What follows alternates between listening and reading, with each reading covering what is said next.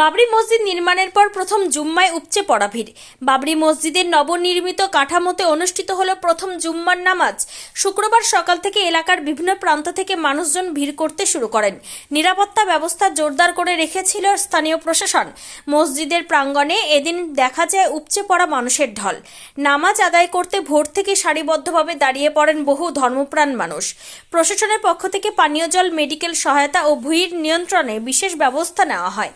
স্থানীয় বাসিন্দাদের একাংশ জানান, নতুন নির্মাণের পর প্রথম জুম্মা হওয়ায় মানুষের আগ্রহ ছিল চোখে পড়ার মতো। শান্তিপূর্ণভাবে পুরো অনুষ্ঠান সম্পন্ন হওয়ায় স্বস্তি প্রকাশ করেছে প্রশাসনও। এদিনের নামাজকে কেন্দ্র করে পুরো এলাকায় ছিল উৎসব মুখর পরিবেশ। ধর্মীয় আচার পালনের পাশাপাশি সামাজিক সম্প্রীতির বার্তা উঠে আসে মানুষের ভিড়ে।